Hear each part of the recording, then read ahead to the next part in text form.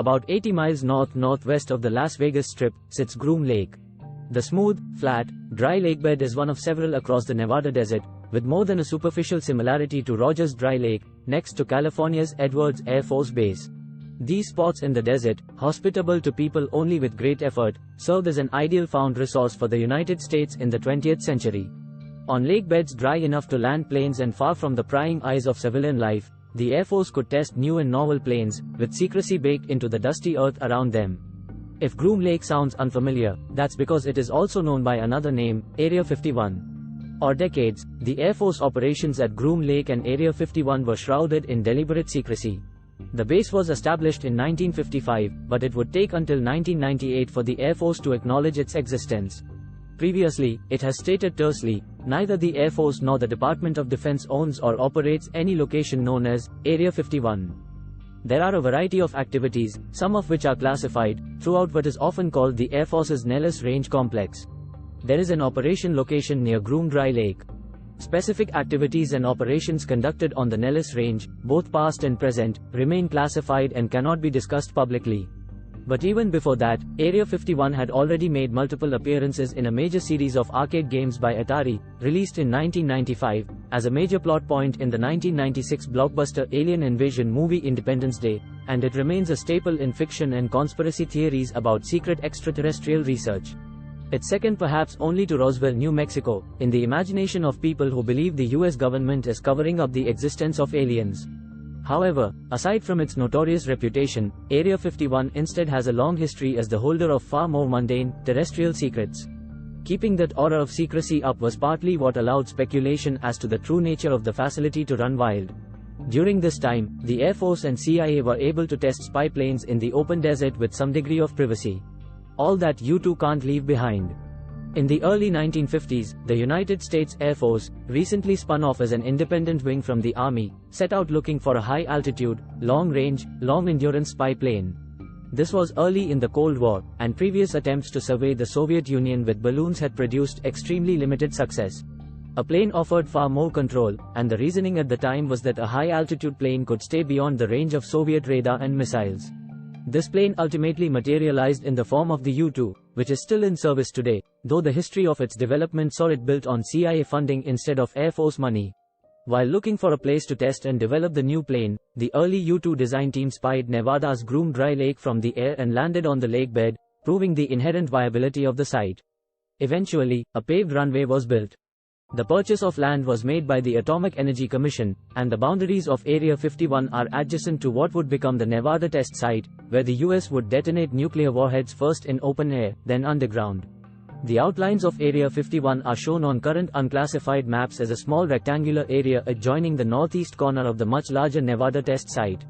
To make the new facility in the middle of nowhere sound more attractive to his workers, Lockheed engineer Kelly Johnson called it the Paradise Ranch, which was soon shortened to the Ranch, reads a CIA history of the U-2 program, written in 1998 and declassified in 2013. Secrecy was baked into Area 51 from the start, though it became hard to completely disentangle spy plane flights from UFO sightings.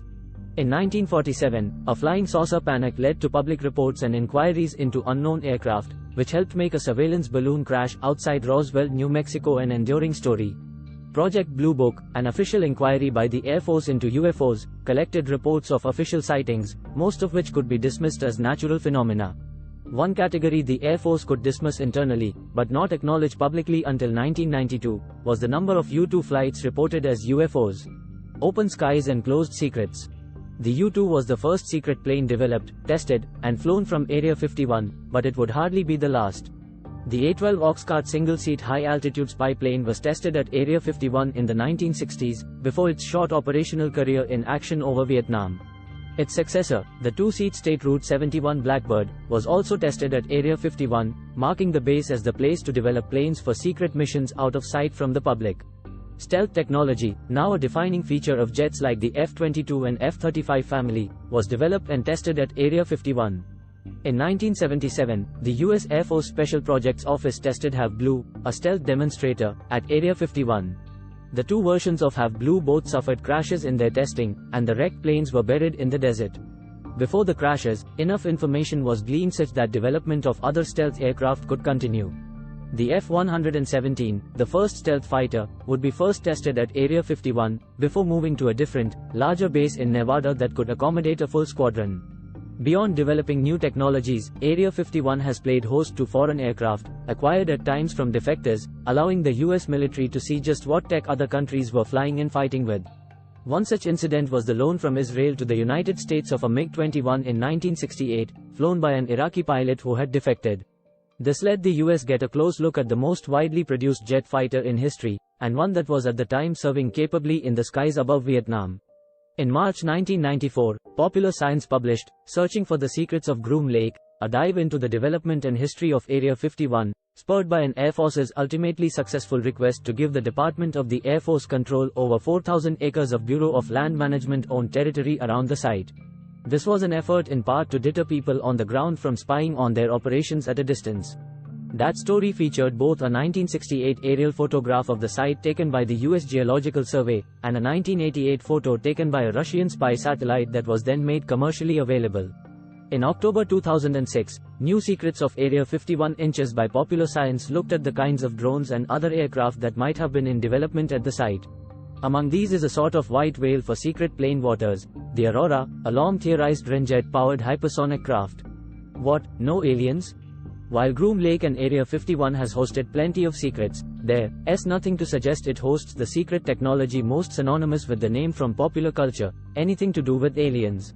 Some of those claims can be traced back to a 1989 broadcast on Las Vegas television station KLAS, in which a man named Bob Lazar appeared, claiming to be a physicist hired by the government to reverse engineer the propulsion systems of saucer-shaped alien spacecraft. The secrecy of such a site makes it easy for people to speculate, as does the proven nature of classified research at the location for decades. Even with known programs linked to Area 51, and with satellite footage of the base never more readily available, the simple unknowability of what, exactly, is in a given hangar is enough room for speculative fiction. What the history of Area 51 actually reveals, for those willing to disregard baseless speculation about alien spacecraft, is decades of development around flying secrets, covered and classified until they're announced on the news.